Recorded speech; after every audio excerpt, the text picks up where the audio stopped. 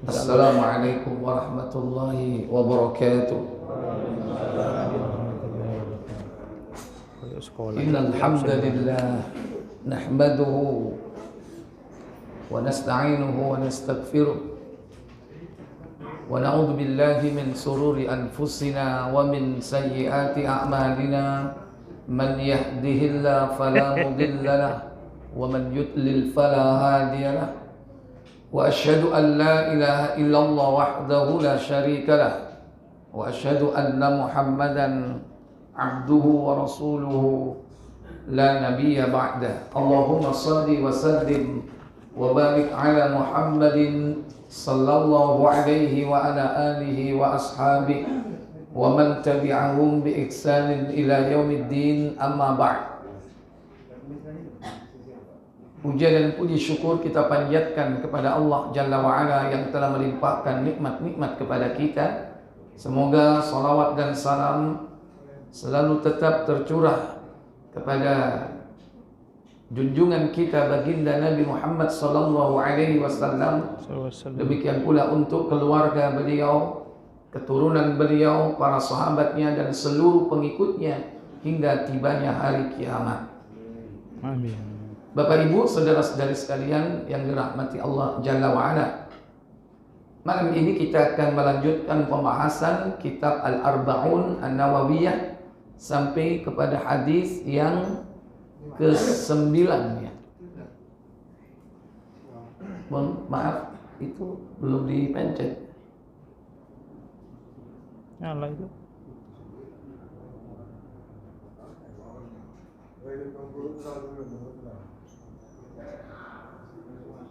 Apa dulu?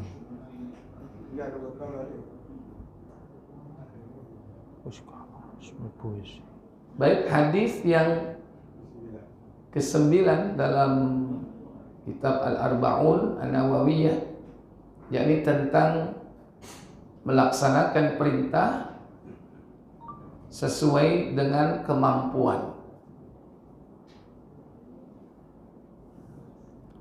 Hadis yang bersumber dari sahabat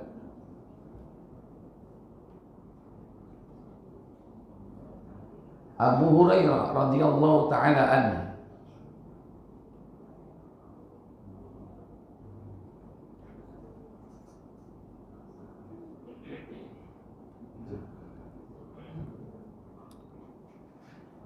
An Abi Hurairah Abdurrahman bin Sakhr, dari Abu Hurairah. Ini kunyah beliau dan ini yang lebih terkenal ya, dalam jajaran sahabat yang banyak meriwayatkan hadis, yaitu dipanggil dengan Abu Hurairah. Yang nama aslinya adalah Abdurrahman bin Sakhr. Abdurrahman bin Sakhr radhiyallahu ta'ala anhu qala, semoga Allah meridainya, dia berkata, Amin. Sami'tu Rasulullah sallallahu alaihi wasallam, aku mendengar Rasulullah sallallahu alaihi wasallam bersabda, yaqul, ma nahaitukum anhu fajtanibuhu, apa saja yang aku larang kamu melakukannya, fajtanibuhu, maka jauhilah. Ini bagian yang pertama, ucapan dari Nabi kita Muhammad sallallahu alaihi wasallam tentang perkara yang dilarang, yaitu ijtanibu, jauhi.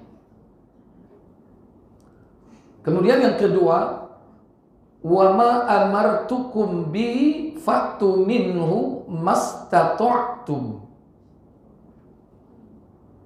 dan apa yang aku perintahkan kepada kalian, fatu minhu, maka laksanakanlah, wujudkanlah. Mastata'tum, sesuai dengan kemampuan kalian. Jadi kalau perintah itu masih ada wilayah di mana kalau kita nggak mampu boleh tidak melakukannya. Karena perintah itu sifatnya dikerjakan sesuai dengan kemampuan. Istito'ah. Ada kalanya perintah itu wajib, ada kalanya perintah itu sunnah. Kalau yang wajib dikerjakan sesuai kemampuan, berarti mengambil rukhsah, keringanan kalau tidak mampu. Tidak boleh ditinggal sama sekali, nggak boleh. Sholat misalnya, nggak mampu berdiri, Sesuai kemampuan. ambil keringanan. Keringanannya adalah apa? Duduk. Nggak mampu duduk, maka keringanan berikutnya apa? Berbaring. Jadi tetap tidak boleh ditinggalkan. Nggak mampu dikerjakan dalam kondisi aman, maka tetap dilakukan dalam kondisi khauf, dalam kondisi ketakutan. Contoh, sholat dalam kondisi perang. Boleh nggak ditinggalkan sholat? Nggak boleh. Bahkan ketika perang itu pun kita dianjurkan tetap sholat berjamaah, bukan sendiri-sendiri. Kan pernah kan diajari kan bagaimana saf depan dan saf belakang gantian, ya kan, mengikuti imamnya. Sementara yang lainnya siap dengan senjata. Ketika kita sholat menghadap ke kiblat dan musuh juga berada di mana? Di arah kiblat. Sampai seperti itu.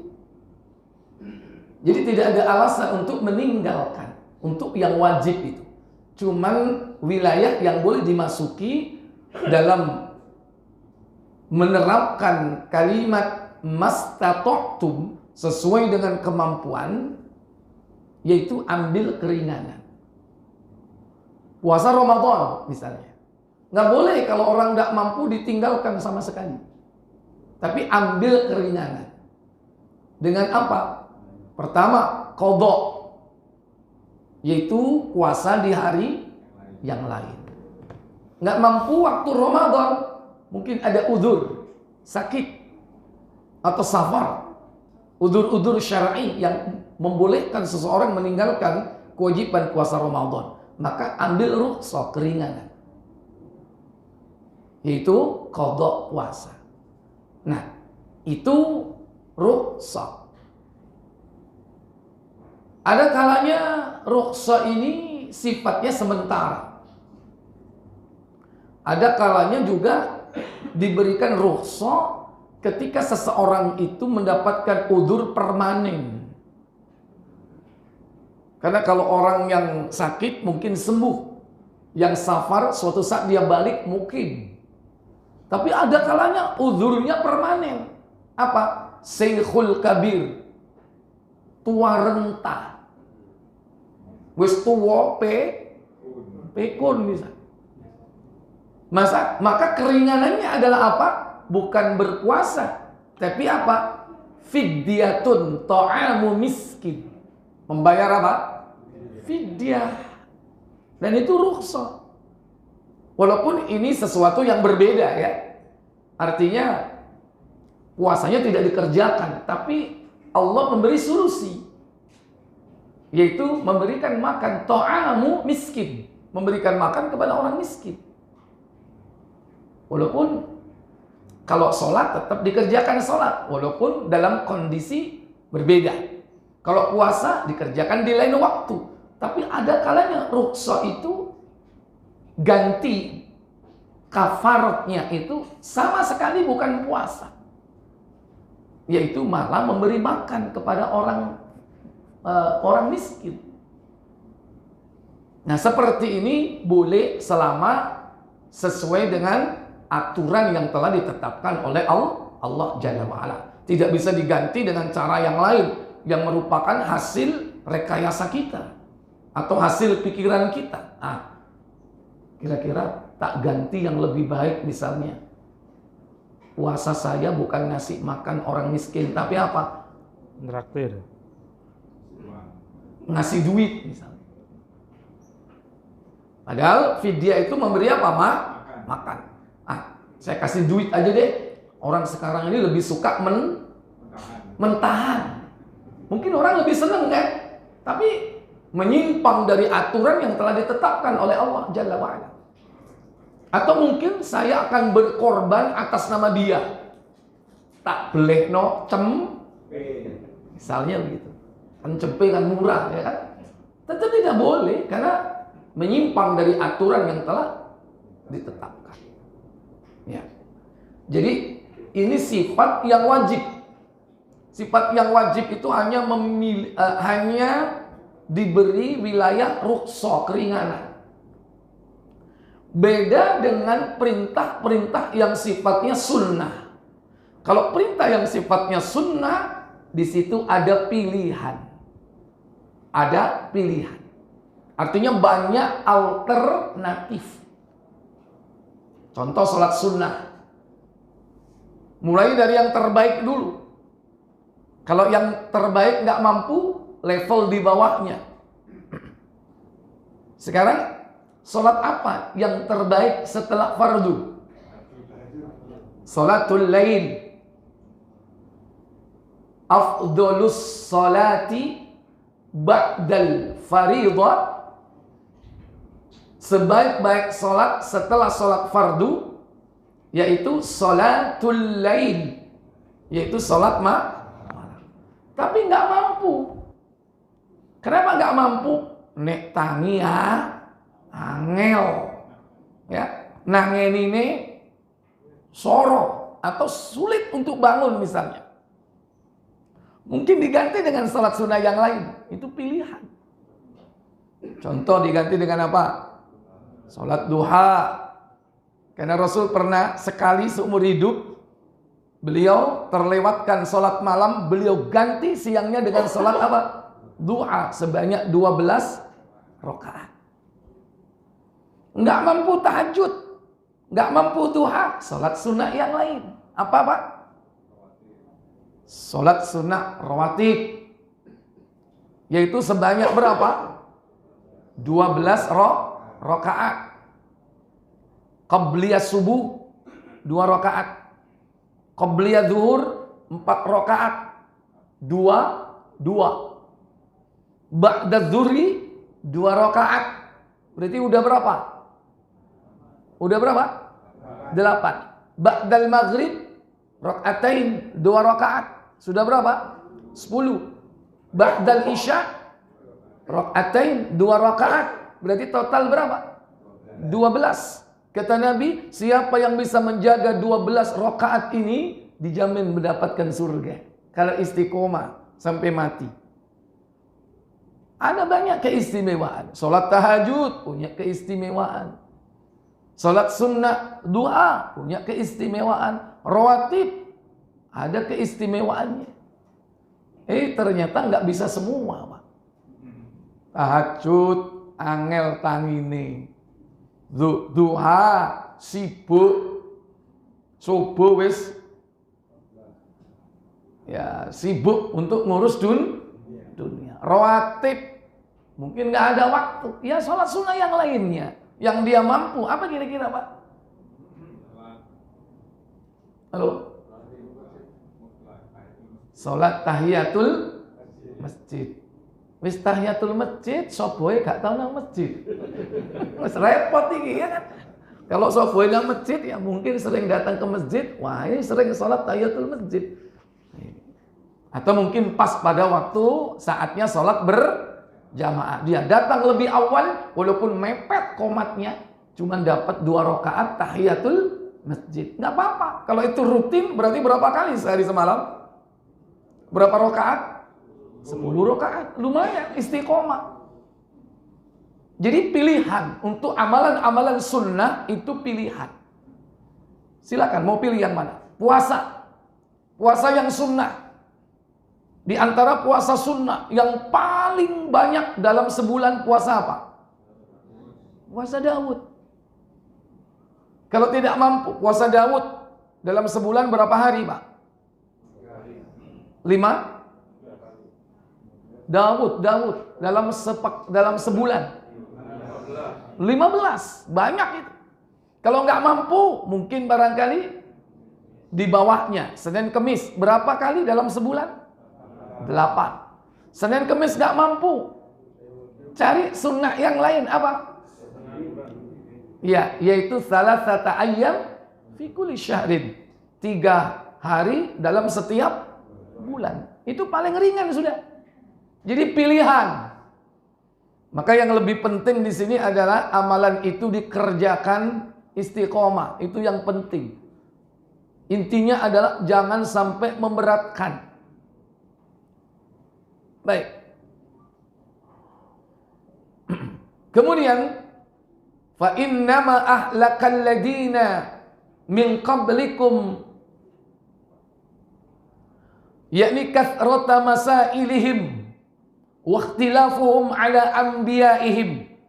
Karena sesungguhnya orang-orang sebelum kalian itu binasa, celaka, hancur. Kenapa? Karena mereka banyak bertanya.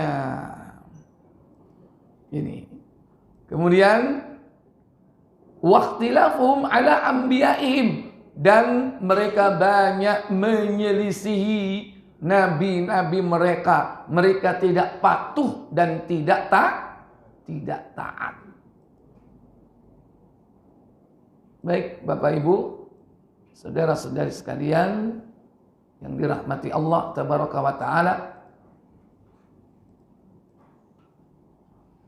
Jadi di sini ada beberapa bagian.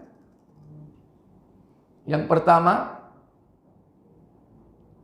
yaitu apa saja yang aku larang kamu mengerjakannya, hendaklah kalian menjauhi. Ini yang pertama. Memang di dalam Islam itu ada larangan-larangan yang memang sifatnya itu diperintahkan untuk dijauhi. Berarti kalau diperintahkan dijauhi, itu posisinya dekat atau jauh? Dekat. Ya kan? Makanya ada kalimat ijtanibu, jauhilah. Contoh Al-Maidah surah yang ke-5,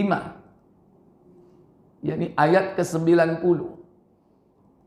Allah Jalla wa Ala berfirman, ya ayyuhalladzina amanu innamal khamru wal maisiru wal ansabu wal azlam rijsun min amali syaitan fajtanibu la'allakum tuflihun. Apa kata Allah? Hai orang-orang yang beriman, sesungguhnya meminum khamr, berjudi, berkorban untuk berhala, mengundi nasib dengan panah adalah termasuk perbuatan syaitan. Maka jauhilah perbuatan-perbuatan itu agar kamu mendapat keberuntungan. Ya. Wahai orang-orang yang beriman, innamal khamr, sesungguhnya khamr, apa saja yang dapat membuat mabuk, maka itu termasuk haram hukumnya. Kullu muskirin haramun. Segala yang memabukkan itu hukumnya apa? Haram. Nggak harus cair. Sekarang kan macam-macam. Ada pil apa ini? Pil gedek, ya kan? Inex, macam-macam. Ada yang serbuk, ada yang berupa apa? Kristal dibakar, dibong, apa tuh? Sabu ya. Jadi ini termasuk memabukkan, dan itu khamrun, karena makna khamrun itu menutupi kepala. Makanya kerudung itu dalam Quran disebut khimar atau khumur. Khimar atau khumur. Artinya apa? Penutup kepala. Artinya kalau udah konsumsi ini, tertutup akalnya. Mabuk, nggak logik, tidak rasional lagi nanti pikirannya. Kemudian al-maisir, judi.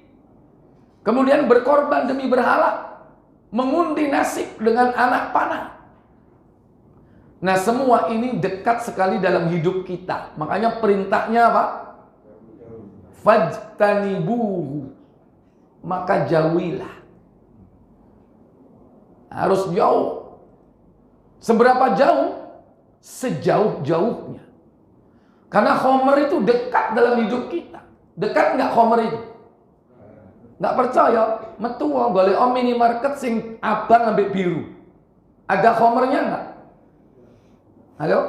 Kok pura-pura garu sampai? Ada khomernya nggak? Ada. Dan orang bisa buat sendiri. Judi itu mental. Nggak harus ke Las Vegas.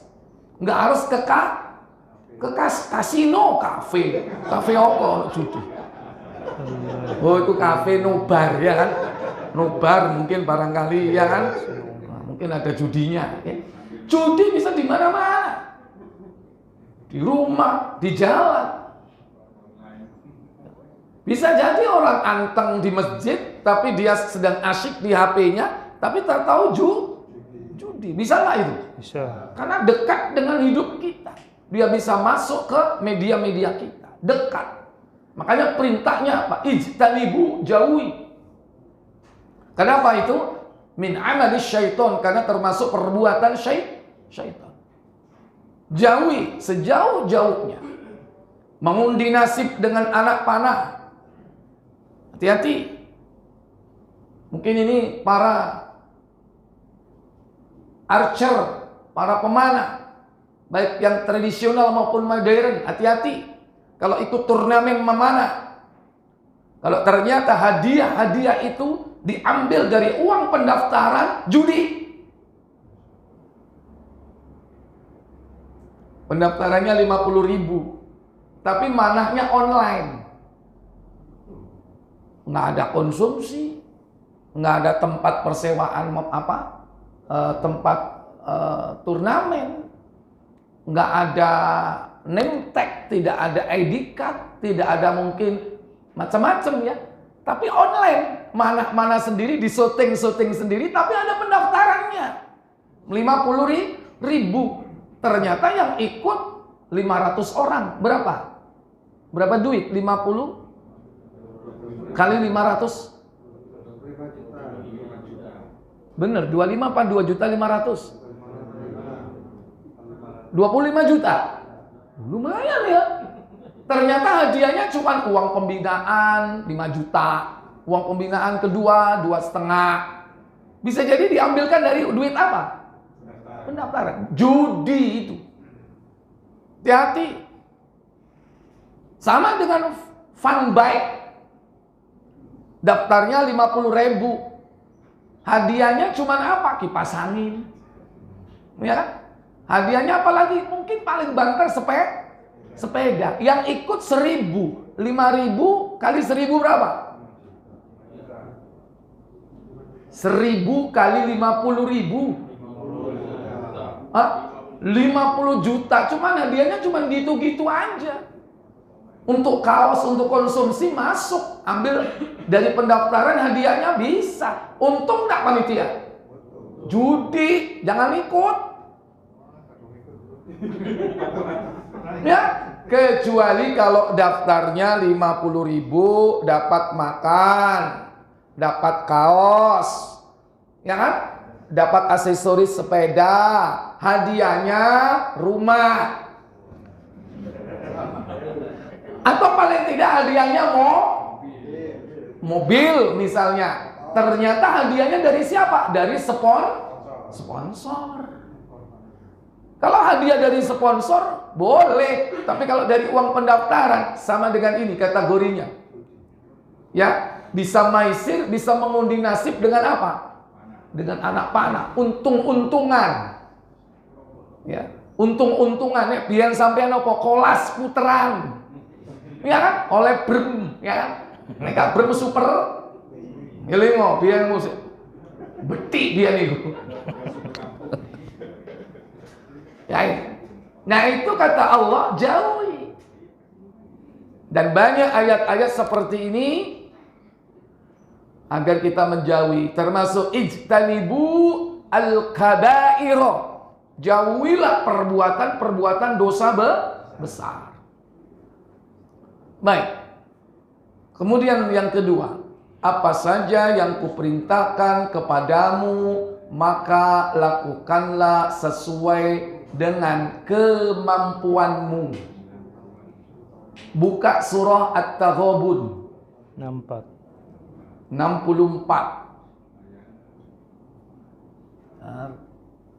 Ayat yang ke-16. 64. Allah Jalla wa'ala berfirman pas di depan itu, Allah katakan fattaqullaha mastata'tum. Kata Allah Jalla wa'ala, dan bertakwalah kalian kepada Allah sesuai dengan kesanggupanmu. Fattaqullaha mastata'tum wasma'u wa ati'u wa anfiqu khairan li anfusikum. Wa may yuqa syuhha nafsihi fa ulaika humul muflihun. Apa kata Allah? Maka bertakwalah kamu kepada Allah menurut kesanggupanmu, dan dengarlah serta taatlah dan nafkahkanlah nafkah yang baik untuk dirimu. Dan barang siapa yang dipelihara dari kekikiran dirinya, maka mereka itulah orang-orang yang beruntung. Fattaqullah, dan bertakwalah kalian kepada Allah mastata'tum, sesuai dengan kemampuanmu. Wasma'u wa ati'u, maka diperintah kita sami'na wa ata'na, wasma'u wa ati'u, dengarlah dan taatilah. Kecuali orang itu tidak mendengar, ya, boleh tidak taat, alias al-qafa wal buda. Maka boleh tidak menghadiri sholat berjamaah karena nggak mendengarkan apa? Azan. Kalau dengar azan, walaupun dia buta, tetap harus hadir nggak? Kenapa? Karena fungsi dari telinganya mendengar. Walaupun dia lihat, tapi kalau budek nggak dengar, tidak ada perintah untuk memenuhinya, kecuali dia mengetahuinya. Baik. Nafkahkanlah nafkah yang baik darimu atau untuk dirimu. Artinya menafkahkan harta itu juga sesuai dengan kemampuan. Jangan berlebih-lebihan. Jangan memaksakan diri. Ya. Kalau kita kelasnya kelas sabun Lifebuoy, jangan kelas nyari sabun yang Rinso tambah nemen. Maksudnya ada sabun yang mahal dari luar negeri itu, Pak, yang harganya mahal, katanya MLM, ya kan? Sudah cukup lah, sesuai kemampuan kita. Wong bayarane saulan piro, ya. Jangan berlebih-lebihan dalam belanja, walaupun untuk diri sendiri. Kalau mampunya odol, ya kan, yang umum, ya jangan yang mahal-mahal sampai ratusan ribu. Ada nggak odol yang ratusan ribu? Oh, no. Cukup yang berapa? 5.000 sudah cukup. Itu apa? 9.000. Sing opo iku? Nafkahkanlah nafkah yang baik untuk dirimu. Keumuman. Dan ini maksudnya sesuai kemampuanmu, jangan memaksakan diri. Kemudian, dan barang siapa dipelihara dari kekikiran dirinya, kadang ada orang itu kikir loh sama dirinya sendiri. Sama, apalagi sama orang lain, sama dirinya sendiri itu kikir. Ada. Padahal dia itu mampu makan layak sesuai standar, tapi enggak, saking medite mangan gaya awak dhewe iki lho, sampai apa? Tuku sego saduan. Sego kucing, sego saduan. Lu padahal mangan lu ya layak, dia mampu gitu. Emang duitnya, makanya awake garing. Ya. Pengen telu mangan, tapi yo porsinya porsi kucing ya. Nek gak dileren disaduk baru wareg ya. Jadi itu termasuk ada kikir kepada diri sendiri. Ada orang seperti itu. Jangan sampai kita ini mampu untuk beli pakaian, apalagi ketika sholat dianjurkan berhias dengan pakaian kita menghadap kepada Allah. Tunjukkan nikmat Allah kepada kalian, jangan acak-acakan. Jangan wis tambalan digawe, padahal mampu dia. Ya. Maka barang siapa dipelihara oleh Allah dari kekikiran dirinya, baik kikir kepada dirinya sendiri atau kikir lebih-lebih kepada orang lain, maka mereka adalah orang-orang yang beruntung. Dari dua ini, ingat ujungnya tuflihun. Sama ya, la'allakum tuflihun di sini humul muflihun, orang-orang yang menang, orang-orang yang sukses, orang-orang yang beruntung. Maka laksanakan perintah itu sesuai dengan kemampuan, terlebih-lebih amalan yang sunnah. Jangan seperti Abdullah bin Amr al-As memaksakan diri, akhirnya menyesal. Pernah kan hadisnya itu disampaikan di forum ini? Kok situ tok sing itu? Liyane iki karena absen soalnya ndak masuk. mosok kuabe 95 absen kabeh, mek Pak Ahmad tok sing teko kan, sing jawab mek situ tok. Sampai di absen. Baik, buka Muslim 1127.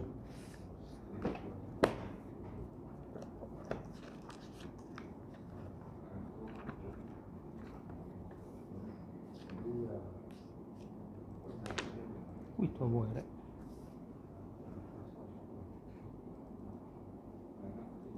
Sebelas 27. Ya. Puasa sepanjang masa. Iya. Dari Abdullah bin Amr al-As. Dari Abdullah bin Amr bin As radhiyallahu an, ia berkata, dia dilaporkan orang kepada Rasulullah SAW bahwa dia pernah berkata, apa katanya? sesungguhnya aku akan sholat sepanjang malam dan puasa setiap hari selama hidupku. Coba ya, puasa setiap hari dan sholat sepanjang malam selama hidupnya. Istilah kalau bahasa kitanya apa? Orang ini sesumbar ya kan, aku poso bendino delon aku kok bengi tahajud. Nah, ini Abdullah bin Amr al-As ketika itu. Kemudian lalu Rasulullah SAW bertanya kepadaku, apa katanya? betulkah engkau berkata demikian? Apa jawabnya? Jawabku, benar ya Rasulullah. Ya, sahabat kan nggak mungkin dia ingin mendapatkan sesuatu dari amalnya. Manusia terbaik setelah Nabi, para sahabat. Terus, maka bersabdalah Rasulullah SAW, engkau tidak akan sanggup melakukannya. kau tidak akan sanggup melakukannya. Kon gak kira kuat kon. Ini kata Nabi SAW. Nabi kemudian memberi solusi. Apa solusinya? Puasalah 1 hari, besoknya jangan. Tidurlah lebih dahulu sebelum sholat malam. Sesudah itu baru bangun. Dan puasalah 3 hari dalam sebulan. Nah, ini solusi pertama. Puasa 3 hari dalam setiap bulan. Kenapa? Karena tiap-tiap satu kebajikan akan diberi ganjaran 10 ganda. Berarti 3 kali 10 berapa? 30. 30 dalam setiap bulan. Kalau setahun kali berapa? 12. 30 kali 12 berapa? 360. Sesuai dengan banyaknya hari dalam 1 tahun. Makanya dia disebut dengan puasa apa? Sepanjang masa. Puasa sepanjang tahun. Karena ini bahasa Malaysia. Tahun disebut masa. Terus? Ya udah gitu sepanjang masa. Ya. Betul. Dan itulah Ya. contoh puasa sepanjang masa. Iya. Kon tak celana jarjit kon. Terus. Jawab Abdullah, sesungguhnya aku sanggup lebih dari itu. Nah, ini jawaban dari Abdullah bin Amr al-As. Inni utiku an afdala dzalika ya Rasul. Aku mampu, sanggup lebih dari itu. Kemudian, kalau begitu, puasalah 1 hari, berbuka 2 hari. ulangi lagi. Kalau begitu, Jawab Rasulullah SAW, kalau begitu, puasalah 1 hari, berbuka 2 hari. nah, boleh melakukan seperti itu. Puasa sehari, buka dua hari. Terus, apa kata Abdullah? Kata Abdullah, aku sanggup lebih dari itu ya Rasulullah. Terus, Jawab Rasulullah SAW, puasalah 1 hari, berbuka 1 hari. nah, puasa apa ini? Lanjut. Yang demikian itu adalah puasa Nabi Daud alaihissalam. Udah mentok nggak ini? Tok. Mentok nggak? Ada lagi nggak yang lebih hebat dari ini? Kata Abdullah apa? Lanjut. Dan itulah puasa yang paling seimbang. Kata Abdullah, aku sanggup lebih dari itu. Nah, kalau bahasa kita ya, lebih dari Daud ini. Puasa apa lagi ini? Berarti puasanya setiap apa? Masya Allah. Lanjut. Jawab Rasulullah SAW, tidak ada lagi yang lebih utama dari itu. Iya, tidak ada lagi puasa sunnah yang lebih utama dari puasa Daud. Makanya orang tiap hari puasa, boleh nggak? Nggak boleh. Puasa apa? Sakti. Kecuali ngelakoni ilmu itu. Pengen Sakti. sakti. Nah itu lain lagi kalau itu. Dan itu nggak ada tuntunan. Bisa jadi bukan pahala dari Allah, yang datang siapa? Jin. Nawari proposal. Kepingin apa kok? Kepingin kebal? Orang tedas tapak paluning? Pandai, otot kawat? Balung wesi, rai? Silakan kalau pengen seperti itu, setan siap itu membantu. Kalau mengamalkan amalan-amalan bid'ah. Amalan bid'ah itu pasti akan didatangi oleh syaitan. Poso ngebleng, pati geni, wisol, poso mute, ngerok, koro sampean. Pelaku. Ini nggak ada tuntunan. Termasuk puasa apa? Poso weton. Ada nggak poso weton? Ada nggak orang mengamalkan? Tapi dalam syariat Islam ada nggak tuntunannya? Nggak ada.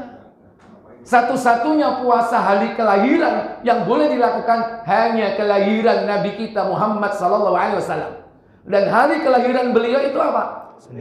Senin. Bukan tanggal kelahiran, hari. Banyak mana tanggal dengan hari?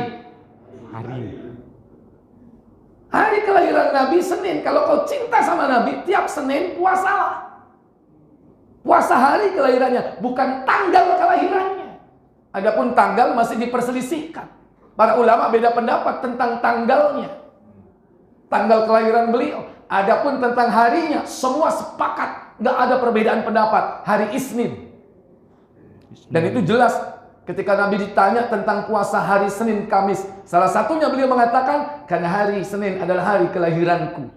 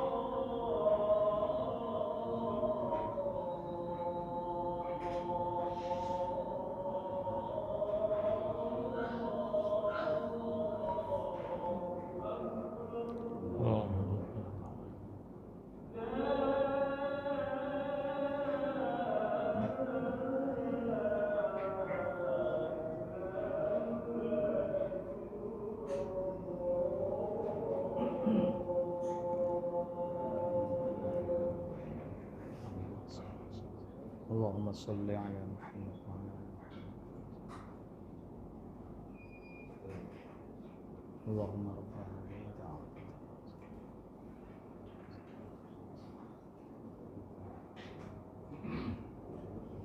Baik Bapak Ibu saudara sekalian, bagaimana akhir dari hadis yang disampaikan oleh Abdullah bin Amr al-As tentang pengalaman beliau ketika diberikan solusi untuk beramal sesuai kemampuan agar bisa istiqomah. Itu manfaat atau hikmah yang bisa kita rasakan. Orang kalau beramal sesuai kemampuan, dia akan bisa melakukan amal itu sampai tua, sampai kalau bisa mati, sampai tutup usia. Contohnya Abdullah bin Amr al-As ini ketika sudah tua renta, dia menyesal. Apa katanya? Lanjut. Setelah Abdullah berumur lanjut, dia berkata, "Kalaulah aku terima puasa 3 hari, seperti yang dianjurkan Rasulullah SAW kepadaku, tentulah akan lebih kusukai daripada keluarga dan hartaku." Ya. Abdullah bin Amr al-As mengatakan, "Lau kubiltu," sekiranya aku terima, yakni an asuma 3 ayyam fi kulli syahrin, agar aku berpuasa 3 hari dalam setiap malam, dalam setiap bulan, ahabbu ilayya min ahli wa mali, niscaya amalan itu akan aku cintai daripada keluargaku dan daripada hartaku. Berarti ada sesuatu yang bisa lebih dicintai dari keluarga dan lebih dicintai dari harta. Apa? Amal saleh. Amal saleh itu akan menjadi sesuatu yang bisa lebih dicintai. Kenapa? Karena itulah yang kita harapkan kelak menemani kita, baik di alam kubur ataupun sampai di alam akhirat. Sekiranya amalan yang disarankan Nabi itu aku terima, niscaya akan aku cintai. Dari sisi apanya dia lebih mencintai amal itu? Dari segi istiqomahnya. Bukan dari segi banyaknya. Kadang banyak tapi nggak istiqomah. Bukan dari segi hebatnya. Banyak orang yang nggak bisa lakukan misalnya. Tapi dia bisa lakukan, tapi nggak istiqomah, sama aja. Tapi yang lebih penting itu istiqomahnya. Nah, caranya bagaimana supaya istiqomah? Yaitu mengamalkan satu amalan sesuai dengan kemampuan kita. Ya, fattaqullaha mastata'tum. Kemudian berikutnya, sesungguhnya kehancuran umat-umat sebelum kalian adalah karena apa? Banyak bertanya. Ya, terutama apa? Terutama ketika kitab Allah, Al-Quran termasuk di dalamnya belum sempurna turun. Sehingga ketika orang itu banyak bertanya, akhirnya apa? Hukum itu berubah karena pertanyaan itu. Hukum berubah karena pertanyaan. Tapi kalau sekarang kan sudah sempurna, ya kan? Artinya apa? Mungkin kita boleh bertanya terlebih apabila kita butuh informasi. Karena ketidaktahuan kita wajar, maka dia bertanya. Tapi kalau dulu di zaman ketika Al-Quran masih turun, jangan kita sok keminter dengan bertanya. Akhirnya apa? Syariat itu bisa berubah hanya karena pertanyaan seseorang. Ingat, Bani Israel diperintah menyembelih apa? Sapi betina. Mestinya kalau dia nggak tanya, dia akan melaksanakan secepatnya dan ringan. Ketika diperintah, pokoknya disuruh menyembelih sapi betina, ya udah cari sapi betina, selesai. Tapi dia keminter. Qalu da'u lana rabbaka yubayyin lana mahi. Ya. Bagaimana itu sapi betinanya? Seperti apa? Maka Allah memberikan spesifikasi yang lebih sulit. Qala innahu yaqulu innaha baqaratun la faridun wala bikrun. Sapi betina ini tidak tua, tidak muda, soro akhir. Ngono yo sik takok. Qalu da'u lana rabbaka yubayyin lana ma launuha. Warnanya seperti apa? Diberitahu oleh Allah. Warnanya apa? Safra faqi'ul launuha. Warnanya adalah kuning keemasan yang membuat orang itu tertarik apabila melihatnya, takjub melihatnya. Tambah soromannya. Ngeluh. Itulah orang Yahudi itu begitu. Ya, sok keminter dengan bertanya, akhirnya apa? Mempersulit diri. Sebetulnya agama itu ringan nggak? Mudah. Makanya Allah katakan dalam surah Al-Hajj, surah 22 ayat 78. Allah Jalla wa Ala berfirman, "Wajahidu fillahi haqqa jihadi, huwa ijtabakum wa ma ja'ala 'alaikum fid din min haraj." Apa kata Allah Jalla wa Ala? Dan berjihadlah kamu pada jalan Allah dan jihad yang sebenar-benarnya. Dia telah memilih kamu dan dia sekali-sekali tidak menjadikan untuk kamu dalam agama suatu kesempitan. Nah, wa ma ja'ala 'alaikum fid dini min haraj. Dia Allah sekali-kali tidak menjadikan untuk kamu dalam agama ini suatu kesempitan. Enggak. Justru agama itu mudah. Yang menjadikan sulit agama itu siapa? Manusianya. Nikah. Gampang nggak nikah itu? Asal syaratnya terpenuhi. Ada dua mempelai laki perempuan. Ada apa?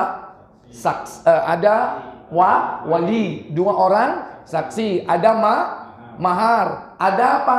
Ijab kabul. Syarat ini 5 terpenuhi, selesai. Yang membuat susah siapa? Manusia. Dihitung-hitung, ketemu piro? Ketemu 24, tiba loro. Ketemu selawe, tiba pati. Dihitung itu apa? Pasarannya. Kalau di jumlah calonnya ini ketemu 25, tiba pati, buyar. Padahal pacaran wis 10 tahun. Dihitung ketemu selawe, buyar. Sing wedok sakno wis lungset kabeh. Itu terjadi, maaf, realita itu. Teman saya sendiri, teman SMP.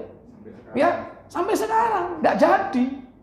Seperti itu. Yang membuat susah itu siapa? Manusia. Nikah itu gampang. Lah pondok didek-idek itu kan gitu kan. Mestinya didadar enak-enak ya kan. Manusia kadang didusi. Padahal dia tiap hari mandi. Kenapa harus pakai mandi kembang? Itu yang membuat susah itu siapa? Manusia. Mlebu kurungan. Ya, itu contoh kecil dan masih banyak yang lainnya ya. Saya pikir cukup. Tidak perlu ada pertanyaan, insyaallah dikumpulkan yang akan datang. Kita tutup kafarat majelis. Subhanakallahumma wa bihamdik asyhadu an la ilaha illa anta astaghfiruka wa atubu ilaik. Wassalamualaikum warahmatullahi wabarakatuh.